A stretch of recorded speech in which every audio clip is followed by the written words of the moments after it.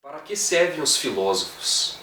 Esta é uma pergunta que nos obriga a voltar aos clássicos para alcançar uma resposta provocativa. Sócrates, o filósofo que só sabia que nada sabia e que geralmente não fazia nada além de andar por aí conversando com as pessoas, achava que os filósofos serviam, acima de tudo, para governar. Seu discípulo Platão também pensava isso, embora a experiência o fizesse diminuir as pretensões do seu programa político. Já que não deixariam os filósofos governarem, ao menos que os governantes aprendessem filosofia. Foi isso que Platão tentou fazer por várias vezes com Dionísio, primeiro com o pai, depois com o filho lá em Siracusa. Com ambos se deu mal, saindo são e salvo só por um milagre. No final, Platão, recluso em sua academia, conformou-se com algo ainda mais modesto. Já que os governantes não se deixavam ensinar, ao menos que não matassem os filósofos. Novamente o projeto político falhou. Uma democracia matou a Sócrates, um homem que apenas afirmava que não sabia quase nada, mas adoraria conversar com aqueles que diziam saber quase tudo. Frente a todos esses embates entre filosofia e governança, talvez caiba uma boa pergunta. Afinal, o que de perigoso havia naqueles que pretensamente não serviam para nada, que apenas nutriam um enorme interesse naquilo que quase todos achavam desinteressante? Talvez não servir para nada, talvez achar interessante ou desinteressante seja o melhor caminho para nos recordarmos que existem coisas mais importantes do que servir para algo. Afinal, se a filosofia não serve para nada, se os filósofos e filósofas perdem o seu tempo com algo sem serventia, por que os governos, instituições e agrupamentos civis, séculos atrás séculos, se empenham tanto para desqualificar algo com uma pretensão tão, mas tão pequena? Convido o futuro leitor e leitora a encontrar suas próprias respostas e tantos outros problemas na obra de Carlos Fernandes Liria.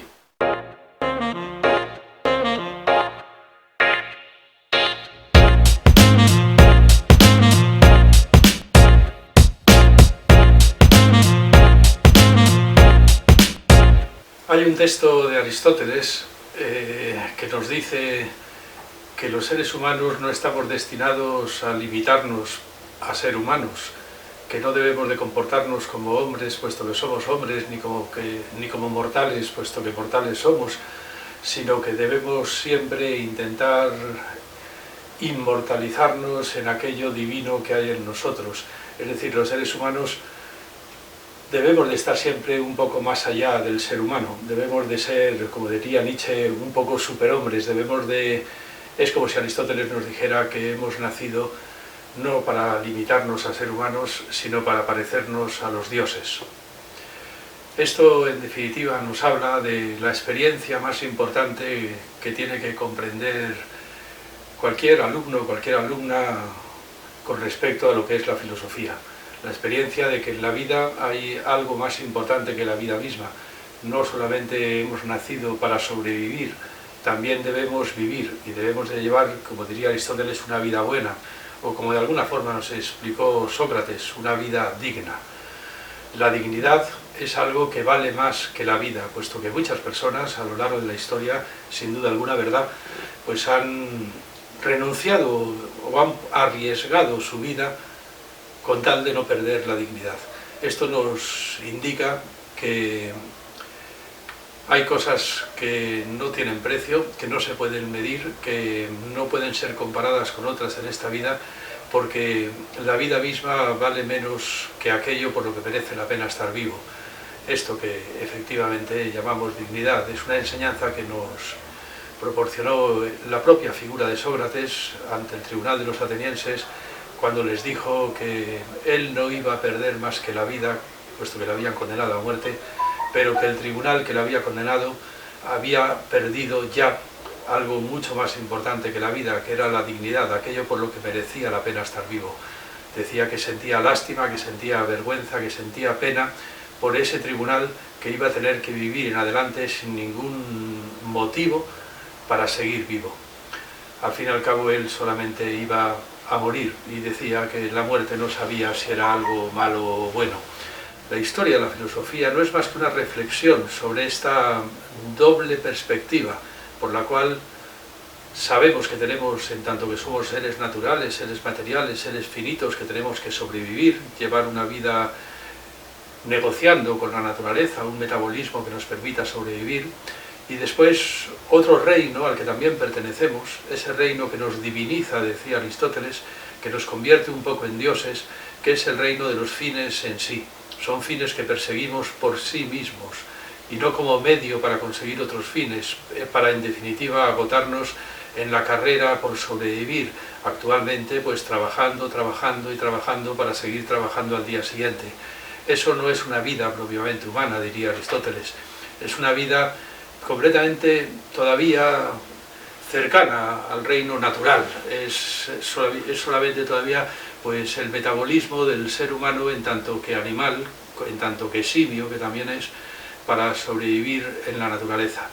Pero el ser humano está destinado a fines más altos, está destinado, para empezar, a ser libre, tanto que libre es capaz de producir leyes a las que va a obedecer, siendo al mismo tiempo colegislador de las leyes que obedece, de tal manera que al obedecer la ley se obedece a sí mismo y por tanto no obedece más que a su propia voluntad, de tal manera que obedecer la ley y ser libre deberían acabar por ser la misma cosa. Esto es lo que llamamos república. Bueno, es lo que Kant llamó república.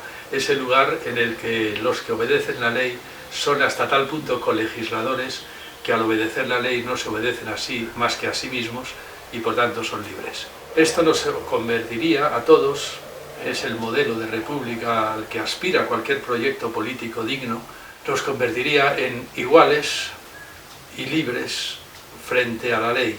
Y la ley se convertiría en algo así como la gramática de la libertad. Y esta es la aspiración política más importante que se ha propuesto nunca la historia de la filosofía, la humanidad, a través de la historia de la filosofía. El concepto de una verdadera república. Todo esto suena muy utópico, pero la filosofía no es solamente una tarea de sabios locos en la luna distraídos. También la filosofía prestó mucha atención a las condiciones materiales que podían hacer posible este proyecto político republicano, este proyecto político de una república en la cual la obediencia a la ley es al mismo tiempo la gramática de la libertad. Esto también requiere condiciones materiales muy importantes. Por supuesto que el filósofo que más atendió a este asunto fue Marx, pero toda la historia de la filosofía lo tuvo siempre muy en cuenta. No basta con ser libre y con ser igual ante la ley. También hace falta condiciones materiales que te permitan hacer algo con esa libertad, porque si no somos libres por nada, para nada, hace falta poder hacer algo con esa libertad y para eso hacen falta condiciones materiales. A este aspecto del problema republicano se le llamó fraternidad, porque lo que se esconde por debajo de la idea de fraternidad es la idea de la independencia civil, que los seres humanos no tengan que pedir permiso a otro para existir, que no tengan que pedir permiso, por ejemplo, como un hijo pide permiso a su padre, o como un esclavo pide permiso a su amo, o como un siervo pide permiso a su señor, o en otros tiempos, y también en estos desdichadamente, las mujeres piden permiso a su marido. Hace falta una emancipación material para que haya independencia civil de la ciudadanía. Es verdad que la idea de fraternidad es una buena metáfora, porque los hermanos son aquellos que no se piden permiso unos a otros para existir, como un hijo pide permiso al padre, por ejemplo. Así es que el lema del proyecto político republicano será siempre, en realidad, el lema de la República Francesa: libertad, igualdad, fraternidad. Libertad, igualdad e independencia civil, es decir, libertad, igualdad y condiciones materiales para hacer algo con esa libertad y con esa igualdad. Lo que suele confundir todo el asunto es que siempre se considera que la Revolución Francesa fue una unidad que triunfó y que dio el poder a una nueva clase social que fue la burguesía. Pues bien, no es así.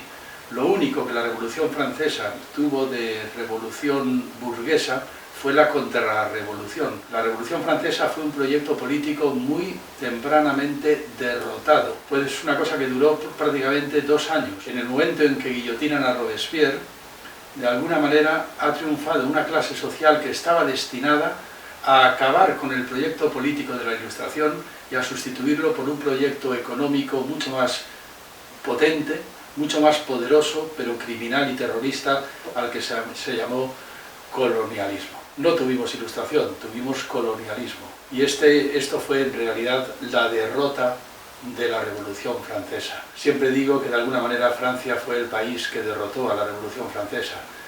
Y para mí esto significa que el proyecto político de la Ilustración, lo que normalmente llamamos modernidad, en realidad nunca llegó, nunca se realizó verdaderamente. En realidad, más bien lo que hicimos fue interrumpir el proyecto de la modernidad, sustituyéndolo por una nueva Edad Media prolongada, en la que los señores feudales se convirtieron en lo que actualmente hoy en día llamamos las grandes corporaciones económicas, los mercados, como se suele conocer habitualmente en la prensa, en la televisión, en los telediarios. Los mercados son, podríamos decir, nuevos macropoderes feudales, porque al fin y al cabo son poderes privados que no tienen nada que ver con un control público y que sin embargo tienen mucho más poder que el supuesto poder soberano del Parlamento, el poder legislativo. Eso sería realmente el proyecto político de la modernidad, la soberanía de un poder legislativo en la cual la obediencia a la ley y la libertad coinciden en un mismo punto. Esto nunca se ha llegado a realizar. Es decir, que lejos de ser algo así como posmodernos o post-postmodernos, como muchos autores actuales vienen a decir, yo diría que todavía estamos esperando el proyecto político de la modernidad, todavía estamos esperando que se realice de verdad el proyecto republicano que ya de alguna manera estaba en germen desde los tiempos de Sócrates y de Platón y que es verdad que estuvo a punto de triunfar en las revoluciones modernas, pero que fue violentamente interrumpido a sangre y fuego por una clase social, la burguesía, que sustituyó la Ilustración por el capitalismo. Y no se puede confundir, como muchas veces confundieron también los marxistas, la Ilustración con el capitalismo. La Ilustración no es ni mucho menos la superestructura del modo de producción capitalista. No, la Ilustración estaba llamada a terminar con todo el imperio de los poderes salvajes y privados al margen de la ley, es decir, con lo que era el antiguo régimen. Pero eso es lo que más tenemos actualmente, poderes privados completamente salvajes, al margen de la ley, que funcionan en franjas de ilegalidad, que tienen su dinero en paraísos fiscales, donde no puede alcanzar la ley y que además tienen más poder que los propios parlamentos. Es decir, vivimos todavía en la Edad Media, en una nueva Edad Media llena de cacharritos electrónicos muy sofisticados, pero seguimos en la Edad Media. Y bueno, pues esto es lo que yo creo que la filosofía debería de enseñarnos y de recordarnos en todo momento a todos, que todavía tenemos mucho por hacer. Un verdadero poder legislativo en que la ley, el concepto de ley y el concepto de libertad coincidan, como quería Kant, como intenta demostrar Kant en su crítica de la razón práctica. No es más que un libro que intenta demostrar que el concepto de ley y el concepto de libertad son la misma cosa. Pero eso hay que realizarlo, y todavía no está realizado. Y esta es la enseñanza que yo transmitiría, y por eso estoy muy contento también de poderlo transmitir en las universidades públicas, que todavía tengamos universidades en las que podemos decir que estamos orgullosos de ser una institución pública, porque precisamente es a través del imperio de lo público donde comenzamos a realizar el verdadero proyecto de la modernidad.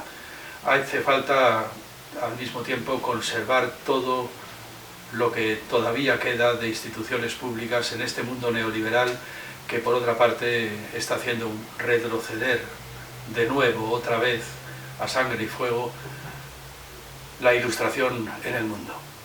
Y este es el mensaje que quería yo transmitir así muy brevemente, pues a través del libro que ha traducido Thiago y a través de la charla que pronuncié ayer en un SPAR, ¿verdad?